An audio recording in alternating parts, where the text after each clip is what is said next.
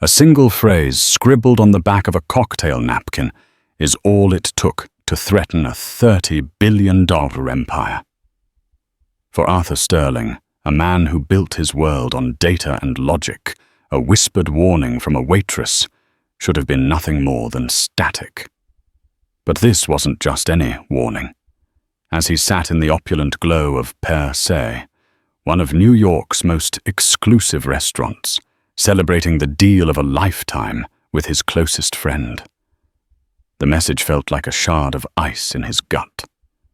The waitress leaned in, her eyes filled with a desperate urgency, and whispered 5 words that would ignite a war in the shadows of Wall Street. Don't trust him. Check everything. The him, she meant, was sitting right across the table, smiling. The air in Per Se was a carefully curated symphony of quiet success. Perched on the 4th floor of the Deutsche Bank Center, its panoramic windows offered a god's-eye view of Columbus Circle and Central Park, a glittering reward for the city's apex predators. Tonight, Arthur Sterling was chief among them. At 48, he still possessed the restless energy of the MIT graduate who had turned a dorm room algorithm into Ethereum dynamics, a titan of predictive analytics and AI-driven logistics. His company wasn't just successful, it was essential the invisible brain managing global supply chains for giants like Maersk and FedEx. Across the table, Lucas Corbin raised his glass of Chateau Margaux, the deep red liquid catching the light. To the Omnicorp merger. He toasted his smile, as seamless and confident as the Tom Ford suit on his shoulders. To the future. To us, my friend. Arthur clinked his glass against Lucas's. To us? Lucas had been more than a friend. He was the other half of Ethereum's soul. While Arthur was the reclusive genius, the architect of the code, Lucas, was the charismatic COO, the silver-tongued deal-maker who translated Arthur's binary brilliance into boardroom dominance. They had met as scholarship students at MIT, 2 outsiders who bonded over cheap pizza and the shared conviction they could build a better world and get colossally rich doing it. For 25 years, their trust had been absolute, a fundamental constant in Arthur's life, especially now. It had only been a year since he'd lost his wife, Catherine, to a swift and brutal illness. The grief was a hollow ache in his chest, and Lucas's steadfast friendship was one of the few things that made the world feel solid. The Omnicorp merger was their magnum opus, a $12 billion deal that would make Ethereum the undisputed global leader. It was complex, aggressive, and entirely Lucas's brainchild.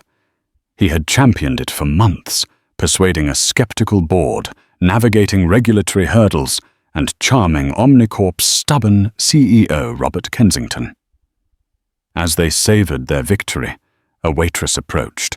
She was young, perhaps mid-20s, with dark, intelligent eyes that seemed out of place amidst the practiced deference of the service staff.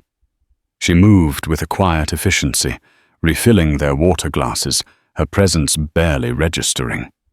As she placed a small plate of complimentary petit fours between them, her fingers brushed the back of a cocktail napkin near Arthur's hand, nudging it slightly closer.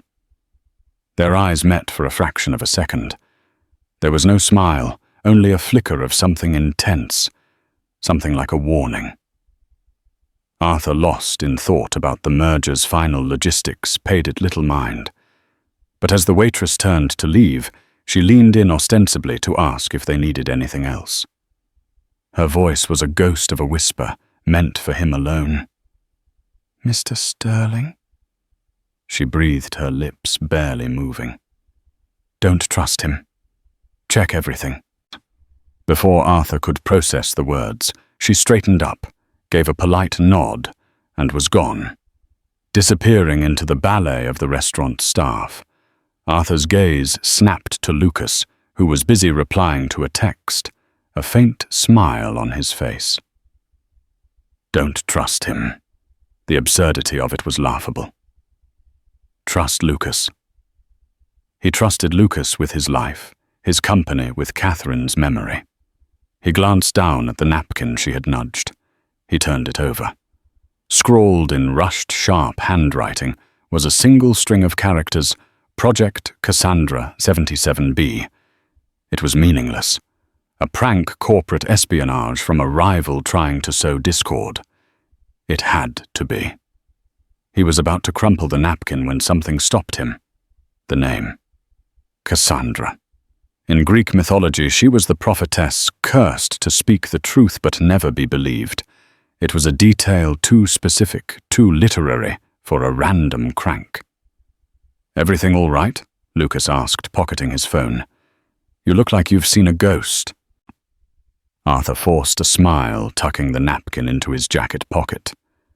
"Just thinking about Catherine." He lied the excuse an easy and painful shield. She would have loved this. She always believed in us. Lucas's expression softened with practiced sympathy. "She's celebrating with us art. I know she is."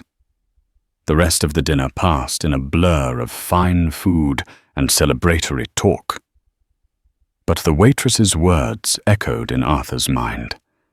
They were a dissonant note in the symphony of his success, a shard of ice in the warmth of his victory. He tried to dismiss it, to file it away as a bizarre anomaly in a world governed by logic. But as he looked at the man he called his brother, a man who held the keys to his entire empire, for the first time in 25 years, a splinter of doubt began to form. And it was terrifying. He resolved to forget it. It was paranoia, a symptom of stress and grief. But he didn't throw the napkin away. Sleep offered no escape. Arthur's dreams were a chaotic mesh of Catherine's fading smile, endless lines of code, and the waitress's dark, urgent eyes. He woke before dawn, the city lights still twinkling below his penthouse on the Upper East Side. The apartment, once a vibrant home, now felt like a sterile museum of a life he used to live. He walked into his home office, a sanctuary of bespoke technology, and sat before a bank of monitors. He was being foolish, paranoid. He should call security at Ethereum, have them run a check on the restaurant. Staff find the woman and put this nonsense to bed. But that would mean telling someone. It would mean giving voice to a suspicion so baseless and treacherous it felt like a betrayal in itself.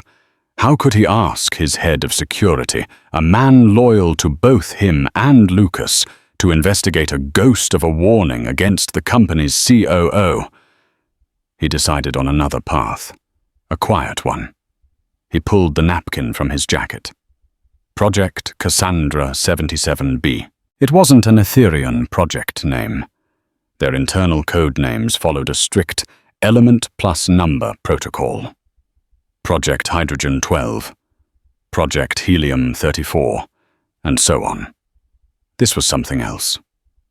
He opened a secure terminal, his fingers flying across the keyboard with an old, familiar fluency. He started with the company's main servers, running a deep-level keyword search. Nothing. He scanned financial records, board meeting minutes, R&D proposals. Again, nothing. For a moment, relief washed over him. It was a hoax, a meaningless string of characters. But the doubt lingered. The waitress's expression hadn't been malicious. It had been desperate, as if she were taking a terrible risk. Arthur thought differently. Where would someone hide a project they didn't want the CEO to see, not on the main servers? They'd hide it in the noise in a place no one would think to look. He thought about the Omnicorp merger. The due diligence process had generated petabytes of data financials, legal documents, employee records, all stored on a temporary sandboxed server cluster before being archived. Lucas had overseen the entire process. Accessing the archived merger data was trivial for Arthur. He navigated to the directory and initiated a search. This time, he didn't just search for the project name. He used pattern recognition algorithms looking for encrypted containers, hidden partitions, or data fragments that didn't align with the standard file structures. Hours passed. The sun rose, casting long shadows across his office. Finally, a single anomaly pinged on his screen. It was a compressed file, less than a megabyte in size, hidden within a metadata log of a third-party accounting audit.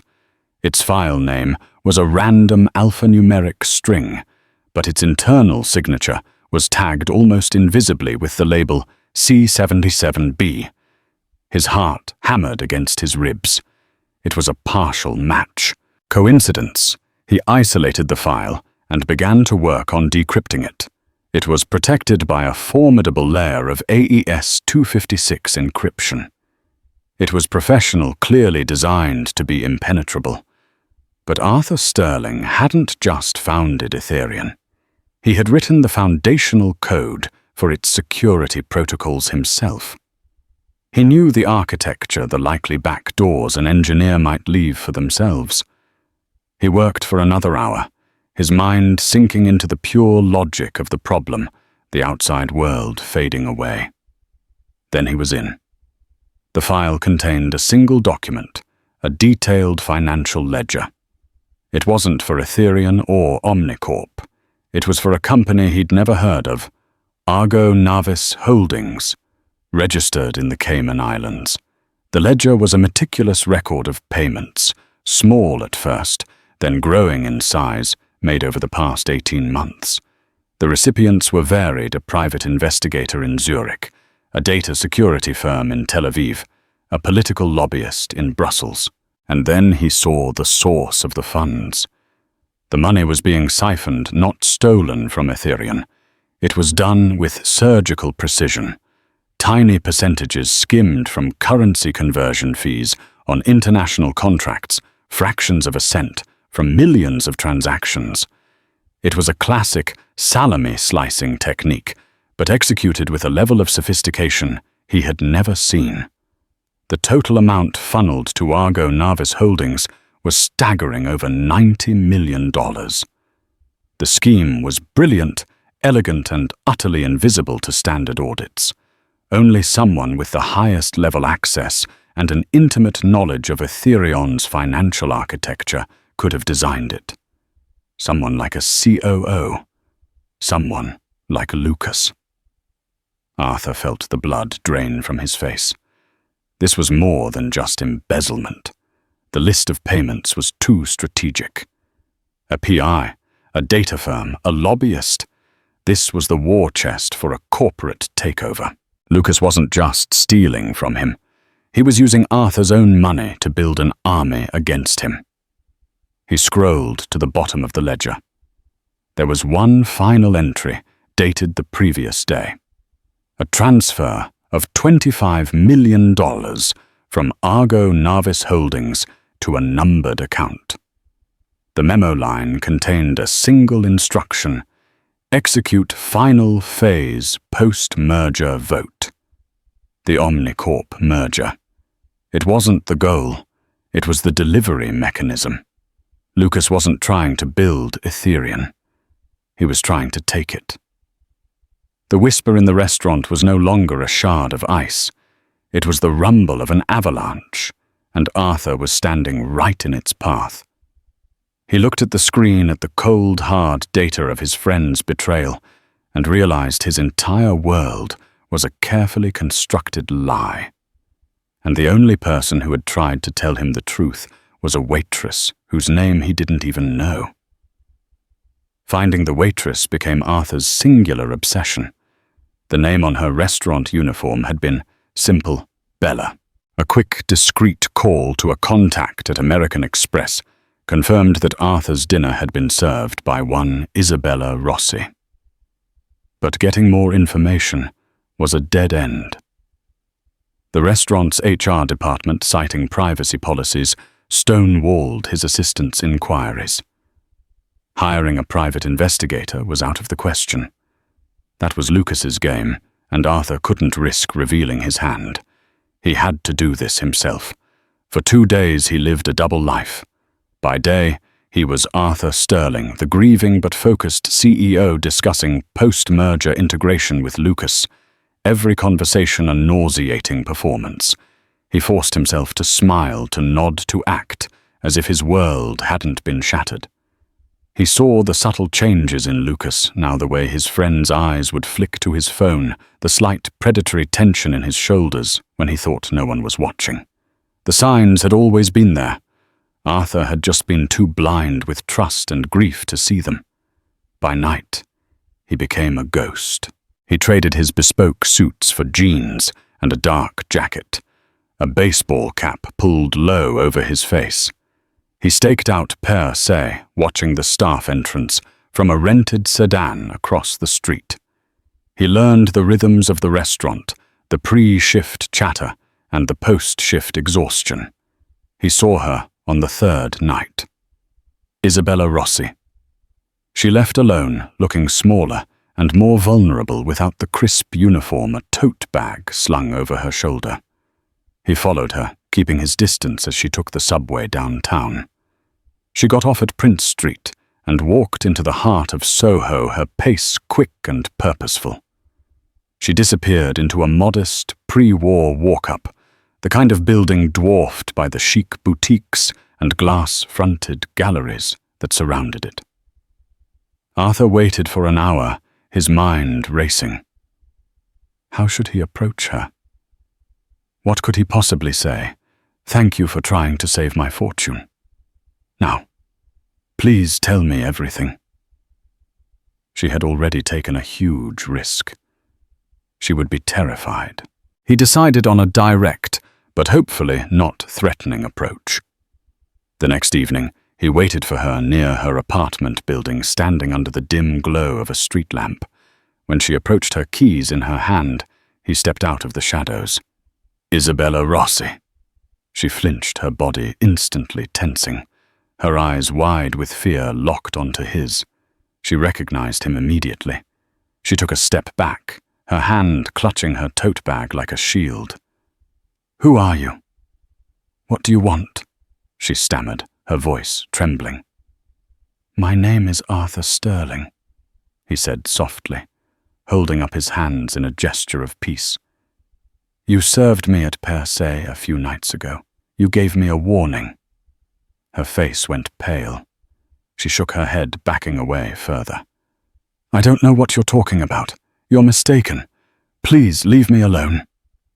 Project Cassandra, Arthur said, his voice low and urgent. You wrote it on a napkin. I found it. I found Argo Navis Holdings. I know you were trying to help me. I need to understand why.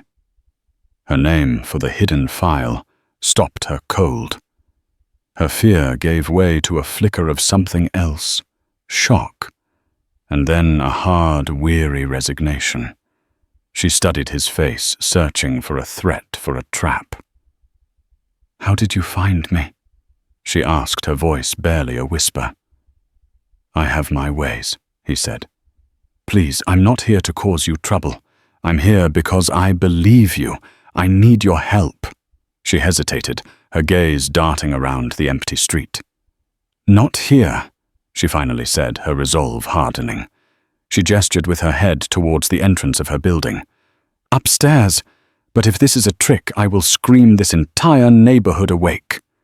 Her apartment was small, meticulously clean, and filled with books. Engineering texts and physics manuals sat alongside classic literature. On a small desk, a powerful-looking laptop was open lines of code, visible on the screen. This was no ordinary waitress. She made them both a cup of tea, her movements tense and economical. She didn't sit down. She stood by the counter, her arms crossed, watching him. Why? Arthur asked again, his voice gentle. Why risk everything to warn a stranger? Isabella's dark eyes, seemed to hold a pain far older than her years. "Because I've seen what Lucas Corbin does to people," she said, her voice laced with a cold anger. "He doesn't just beat them, he erases them, and he did it to my father." She told him the story. Her father, Marco Rossi, had been a brilliant software engineer, the founder of a small but innovative logistics company called Acumen Shipping Solutions. 5 years ago, Lucas Corbin, then Ethereum's head of acquisitions, had approached her father with a buyout offer. He had been charming, effusive, promising to give Marco's technology a global platform. Marco, a gifted engineer, but a naive businessman, had been flattered. He'd trusted Lucas. Lucas had structured the deal to be a slow takeover. He'd bled Acumen dry, stealing its proprietary code, poaching its key talent, and finally burying it in manufactured debt before acquiring its assets for pennies on the dollar in a bankruptcy auction. Marco Rossi lost everything: his company, his patents, his life's work. The legal battle bankrupted him, and the stress destroyed his health. He died of a heart attack less than a year later, a broken man who believed he had failed his family. "I was studying at Caltech at the time," Isabella said, her voice thick with emotion. "I dropped out to take care of him. I watched him fade away, all because he trusted the wrong man. The court said it was just aggressive business. I knew it was theft. After he died, I made it my life's mission to understand how Lucas did it. I learned to code, I studied corporate law, I learned everything I could about finance." She had gotten the job at Per Se because she knew from financial news that it was Lucas Corbin's favorite spot for closing deals. For 2 years she had served him, listened to him, watched him. She'd overheard whispers of the Omnicorp merger and saw the same pattern repeating, but on a gargantuan scale. "I couldn't go to the authorities. They wouldn't believe a waitress over a billionaire COO, she explained. "My only chance was to warn you directly. The project name, Cassandra. That was my private joke. The name of the file where I kept all my research on him. I put a tracker on a public financial data feed I knew Lucas used to monitor Ethereum's stock. It was a long shot, but it flagged an encrypted file upload from his personal server a few days ago. The tag was C77B. I guessed it was his. I gave you the name, hoping you were smart enough to find it yourself." Arthur was speechless. This young woman, fueled by grief and a burning need for justice, had armed herself with knowledge and patiently waited for years, playing a long game against one of the most powerful men in the city.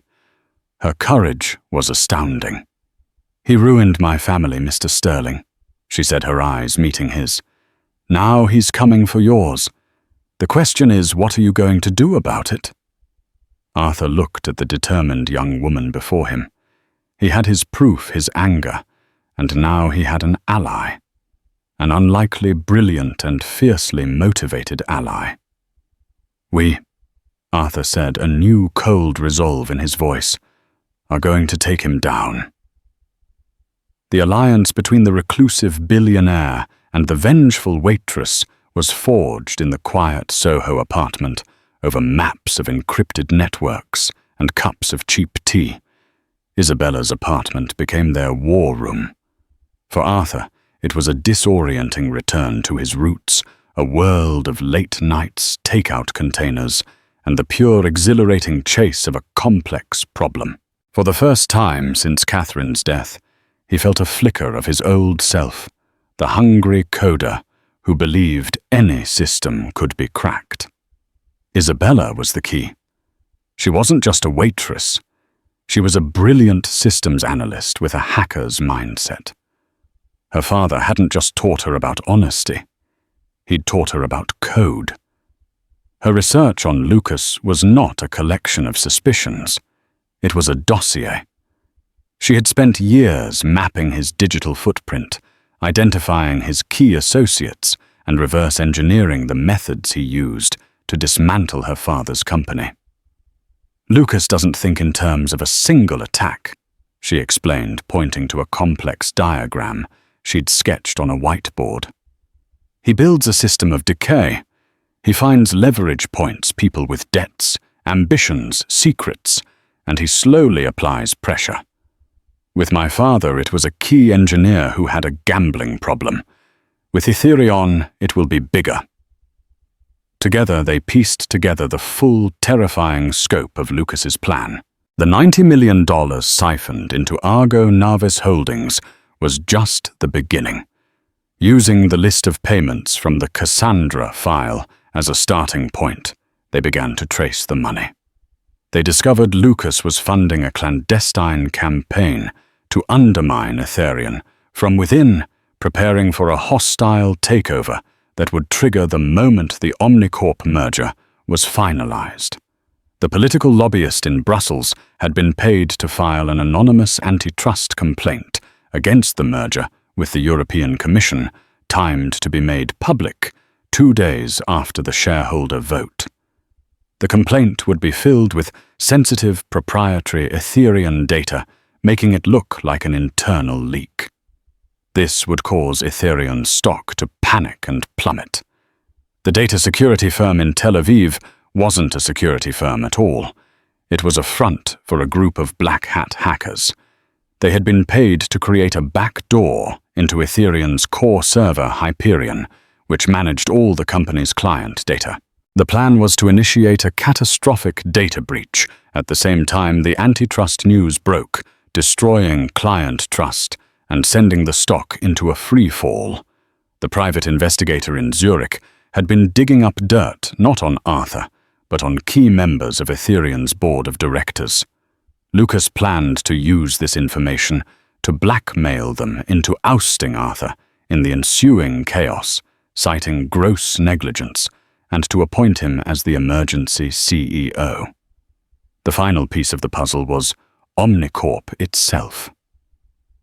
Arthur and Isabella discovered that Lucas held a controlling interest in a network of shell companies that had been quietly acquiring Omnicorp stock for over a year. The merger wasn't about synergy. It was a Trojan horse. Once Ethereum acquired Omnicorp, Lucas's hidden shares would translate into a massive voting bloc within the new combined entity. With the stock price decimated and the board under his control, Lucas would be able to use his new voting bloc to seize absolute control. Loot. He would buy up the cratered stock for pennies on the dollar, using offshore funds, emerging as the majority shareholder and the sole owner of Arthur's empire. He wasn't just stealing the company. He was using Arthur's own signature achievement, the merger, to do it. The plan was diabolical, a masterpiece of corporate warfare. He was attacking on 4 fronts, simultaneously: regulatory, digital human, and financial. The shareholder vote to approve the merger is in 6 days, Arthur said, the weight of the deadline pressing down on him. The moment that vote passes, he wins. He triggers the entire collapse. "So we have to stop the vote," Isabella stated simply. "I can't," Arthur countered, running a hand through his disheveled hair. "If I go to the board now with this, what do I have? A decrypted file from a hidden server that only I could access. They'll think I'm paranoid. Lucas will paint me as a grieving, unstable CEO losing his grip. He'll deny everything, wipe the servers, and the board will side with the man who looks calm and rational." He was trapped.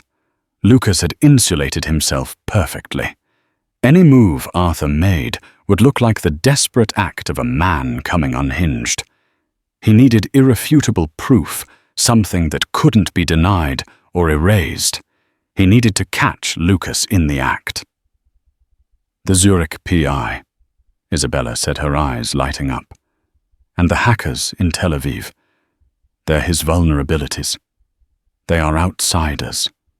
If we can get proof of their communication with him, proof of the payments in action, then we have him.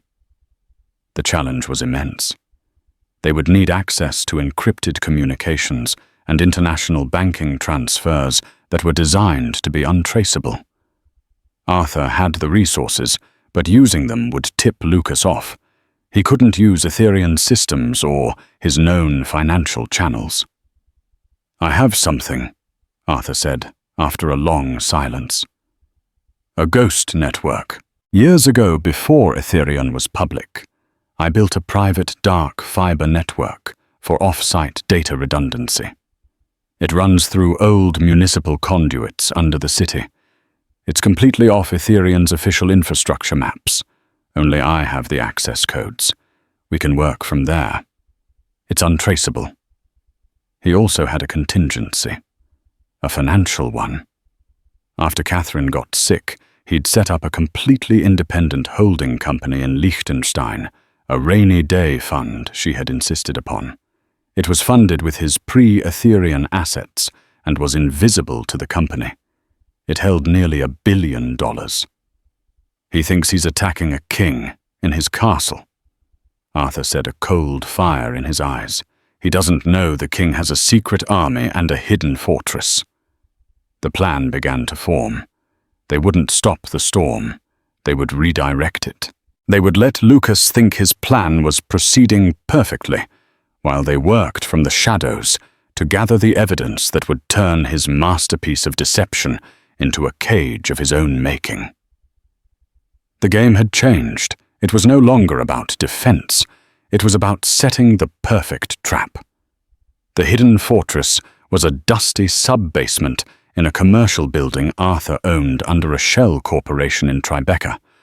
Behind a false wall in a janitor's closet was a steel door, and behind that, the termination point for his ghost network. The room was stark, containing only a server rack, a cooling unit, and a single workstation. It was a digital ghost ship, silent and invisible. This became their new headquarters. Their first target was the Zurich-based private investigator, a man named Klaus Richter. Isabella's research showed he was a former Swiss intelligence officer known for his discretion and his exorbitant fees. Hacking him directly would be difficult and risky. Instead, they decided to bait him. Using his Liechtenstein holding company, Arthur created a fictional persona, a disgruntled hedge fund manager named Mr. Glass, who wanted to hire Richter for a similar but more lucrative job, digging up dirt on a rival CEO. They routed the communication through a series of anonymous proxy servers, bouncing the signal from Brazil to Estonia to Japan. Isabella crafted the email using language and industry jargon that would ring true. They offered Richter a retainer of 500,000 tons, double what Lucas was likely paying him, with the promise of a $2 million bonus on completion. The bait was the mention of their mutual acquaintance, Lucas Corbin. "Mr. Corbin's work against Arthur Sterling was highly recommended," she wrote. "We require a similar level of surgical precision." The hook was set. They were banking on Richter's greed overcoming his caution. While they waited, they turned their attention to the Tel Aviv hackers. This was far more dangerous territory. These weren't corporate spies. They were criminals. Isabella spent 48 hours straight, fueled by coffee and a cold fury diving into the dark web. She searched forums, cracked encryption on old data dumps, and pieced together whispers of a group known as Shadow Net, renowned for their ability to breach corporate firewalls without a trace. Their digital signature matched the malware markers found in the back door of Ethereum's Hyperion server. "They're ghosts," she told Arthur, her face pale with exhaustion, but her eyes blazing. "They communicate through a custom-built encrypted messaging platform that purges itself every 60 seconds. Getting inside is next to impossible." "Then we don't get inside," Arthur said. "We make them come out." His plan was audacious. Arthur still had ultimate sea-level admin access to every corner of Ethereum's network. He couldn't remove the backdoor ShadowNet had created. Lucas would be alerted to the patch immediately. But he could modify it. Working from the Ghost network, Arthur carefully wrote a new string of code, a wrapper that would envelop the hacker's malware. It wouldn't disable the backdoor, but it would do two things. First, it would secretly log every single command sent through it. Second, it would introduce a tiny, imperceptible data corruption flaw. For every terabyte of data they tried to exfiltrate, a few kilobytes would be rendered useless. It was a subtle flaw, one they wouldn't notice until they tried to use the stolen data, but it would be enough to make them think their own tool was failing. He deployed his code. Now they had a log. Every move the hackers made, every command they sent, would be recorded in a hidden partition on Arthur's Ghost server. 3 days before the shareholder vote, Klaus Richter responded. His greed had won. He agreed to a video call to discuss the terms. The call was a masterpiece of digital theater. Arthur, using voice modulation software and a digitally created avatar to appear as the fictional Mr. Glass, spoke to Richter. Isabella monitored the data stream. As Richter talked, boasting of his capabilities, she executed a man-in-the-middle attack, not on Richter's computer, but on the insecure Wi-Fi network of the small cafe in Geneva he was using. As Richter confirmed his previous work for Lucas Corbin, Isabella captured the data packets. It wasn't just the conversation. She was able to slip a piece of spyware into his system, which immediately began uploading the contents of his hard drive to their server. Minutes later, they had it all invoices to Argo Navis Holdings, covert surveillance photos of Ethereum board members, and most damningly, a series of encrypted emails from Lucas Corbin giving explicit instructions. Proof Part 1 was secured. At the same time, the log on the Hyperion server lit up. The hackers from ShadowNet were growing frustrated. Their backdoor was working, but the data they were pulling was slightly corrupted. They began running diagnostics, sending a flurry of commands to test the integrity of their malware. Each command was a digital fingerprint logged and saved by Arthur's wrapper code. They were revealing their methods, their tools, their entire attack signature. But then something went wrong. An alert suddenly flashed on Arthur's screen. Unauthorized sea-level access. Someone was in Ethereum's system using credentials that were almost as powerful as his own. It was Lucas. He must have been alerted by the hackers' strange activity. A new program began to execute on the Hyperion server, a deep-level security audit and data wipe. Lucas was cleaning house. He was seconds away from discovering Arthur's wrapper code and erasing their log. "He's on to us. He's erasing everything," Isabella yelled. "I can't stop the wipe from here without revealing my position." Arthur said, his face grim. "I have to sever the connection. We'll lose the live feed, but our log should be safe on the Ghost server." He typed a command, and their connection to Hyperion went dark. A tense silence filled the sub-basement. They had Richter's files, and they had a partial log of the hackers' activity. But they didn't have the final crucial piece, a direct link between Lucas and the data breach itself. The logs proved the hackers were there, but not who had hired them. "It's not enough." Arthur breathed the reality of the situation crashing down. "A good lawyer will shred this. He'll claim Richter is a fraud, and that the hack was an anonymous third party. We still can't tie him directly to the breach." They were closer than ever, but with only 2 days left, Lucas was now on high alert. The digital shadows they had been operating in were vanishing. Their next move couldn't be digital.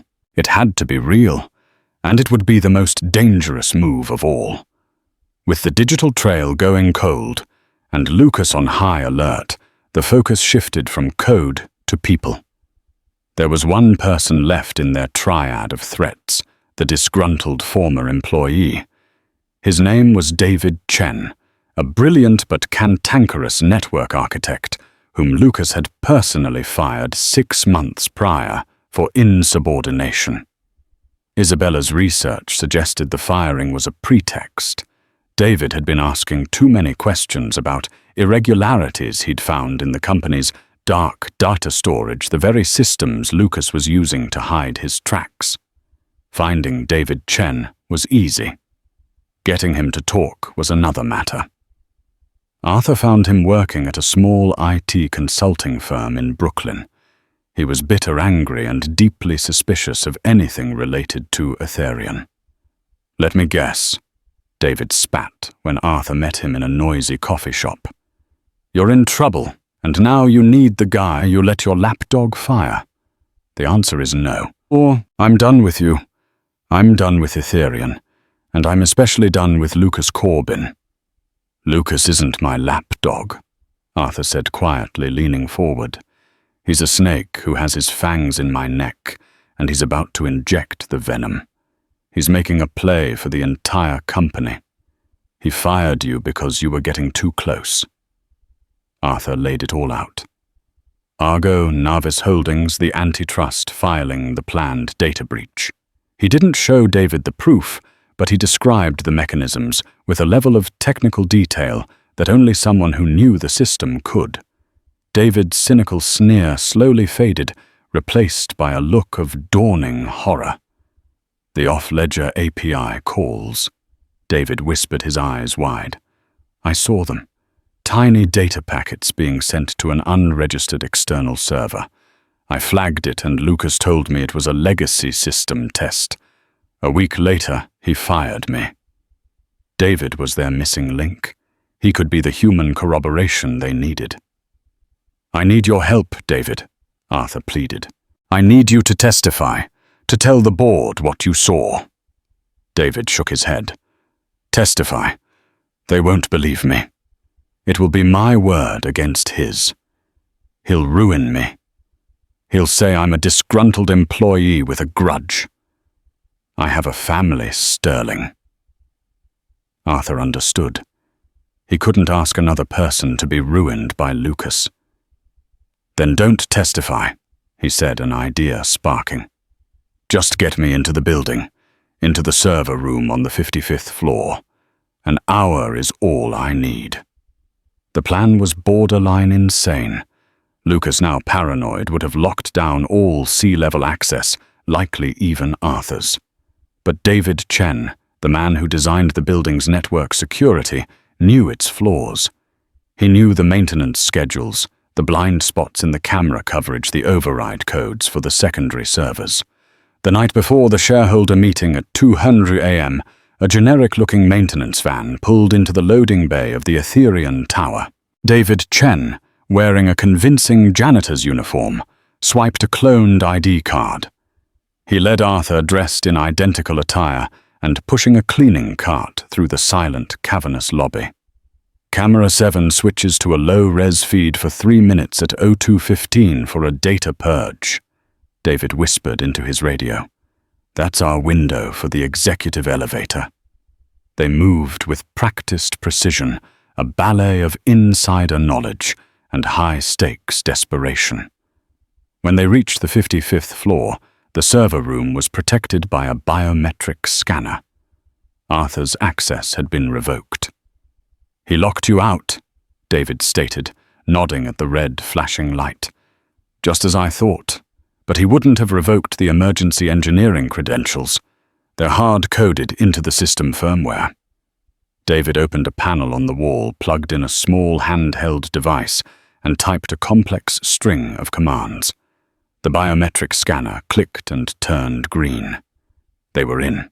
The server room was cold and humming, the heart of Arthur's empire. At its center was Hyperion. Arthur's goal was simple and profoundly risky. He couldn't stop the breach, but he could. He could change what the hackers would find. He couldn't remove the back door, but he could redirect it. Working frantically, he accessed Lucas's private partition on the server, the place where he kept his most sensitive files. He found what he was looking for: Lucas's personal financial records, copies of his contracts, and the complete, unencrypted blueprint of his takeover plan, which Arthur now realized Lucas had arrogantly stored on the company's server, confident in his control. Arthur didn't delete the files. He created a honeypot, a single beautifully encrypted file named Argo Navis Final Ledger Detour. He placed all of Lucas's incriminating personal data inside it. Then he went to the back door created by ShadowNet. He altered the root directory. Now, when the hackers initiated their data breach, their malware wouldn't be pointed at Etherion's client data. It would be pointed directly at Lucas Corbin's personal honeypot. They would think they were stealing Etherion's crown jewels, but they would actually be stealing and decrypting all the evidence Arthur needed and broadcasting it for him. He was turning Lucas's own weapon against him. "We have to go," David urged, watching the clock. "Security sweep in 5 minutes." As they were leaving, Arthur paused. He plugged a flash drive into the main terminal. He wasn't downloading data. He was uploading it. It was the complete file on what Lucas had done to Marco Rossi, compiled by Isabella. "What's that?" David asked. "A ghost in the machine," Arthur replied. They made it out with seconds to spare, melting back into the pre-dawn darkness of New York City. Arthur had set the stage. All the players were in position. The trap was laid. Now all he had to do was wait for Lucas to walk into it in front of the entire world. The atrium of the Etherian Tower was a cathedral built to the god of modern capital. Sunlight streamed through a 6-story crystalline glass ceiling, illuminating the hundreds of souls gathered within. Investors worth more than small nations, razor-sharp analysts from every major firm on Wall Street, and journalists from the global financial press filled the tiered seating. The air itself seemed to hum with anticipation, a palpable energy born of immense wealth on the verge of becoming even more immense. Today they were not just attending a shareholder meeting, they were witnessing the coronation of an empire. On stage, Lucas Corbin was in his element. He commanded the podium not like a COO, but like a conquering general, his voice resonating with a carefully rehearsed passion that captivated the room. He spoke of synergy, of innovation, of a future forged by the combined might of Etherion and Omnicorp. He was magnetic, his charisma, a gravitational force pulling everyone into his orbit. Seated in the front row, Arthur Sterling was an island of stillness in this ocean of excitement. To the outside world, he was the stoic, brilliant founder, the quiet partner to Lucas's public dynamism. Inside his mind was a maelstrom of cold, calculated fury. He watched the man he had once called a brother perform the final act of his grand deception. Every perfectly modulated word about trust, partnership, and a shared vision was a separate personal insult. For 25 years, Arthur had believed in that vision. Now he saw it for what it was, a beautifully crafted mask for insatiable greed. He kept his breathing, even his hands resting calmly on his knees. He could not afford a single tremor, a single flicker of the rage that threatened to consume him. "This merger is not an end point," Lucas declared, his arms outstretched, as if to embrace the glittering future he was describing. "It is a launch pad. It is the moment we transition from a market leader to the market itself." He looked toward Arthur, his eyes gleaming with what the audience saw as shared triumph. But what Arthur knew was the deepest condescension. "And now, Lucas concluded, his voice dropping to a dramatic, reverent tone. The board presents for your approval Resolution 7B, the formal ratification of the merger with Omnicorp. We will now begin the electronic vote. A low chime echoed through the atrium. On the tablets embedded in front of every seat, the voting interface appeared. Arthur's heart hammered against his ribs, a frantic, wild thing in the cold cage of his composure. Everything hinged on the next 90 seconds. His digital traps, the honeypot, the redirected malware, it was all theoretical until this moment. One flaw in his code. One unforeseen countermeasure by the hackers, and his entire gambit would collapse. He felt a subtle vibration in his jacket pocket. He didn't need to look. It was the prearranged signal from Isabella, monitoring from their Tribeca nerve center. All systems are go. The stage is set. On the massive screen behind the podium, 2 columns, yes and no, began to populate in real time. The yes bar shot upward with dizzying speed. 85%, 90%, 95%. The ascent was overwhelming. A wave of thunderous applause began to swell through the atrium, a physical manifestation of billions of dollars of investor confidence. As the vote crossed the 98% threshold, Lucas's triumphant smile lit up his face. "And there we have it," he announced, his voice booming over the applause. "The merger is overwhelmingly approved. A new era for Ethereum begins today." The room erupted. Men in suits worth more than cuz were on their feet, shaking hands and patting backs. At that exact moment, Arthur felt the second final vibration from his phone. It was a single word from Isabella executing. In Tel Aviv, the hackers of ShadowNet, acting on their final orders, triggered their attack. Simultaneously, in Brussels, the antitrust filing was submitted. The dominoes were falling precisely on schedule, precisely as Lucas had planned. He raised his hands, basking in the glory, the architect of a flawless victory. He caught Arthur's eye again, and this time there was no mistaking the look. It was one of pitying dismissal, the look of a predator for its vanquished prey. The applause began to subside.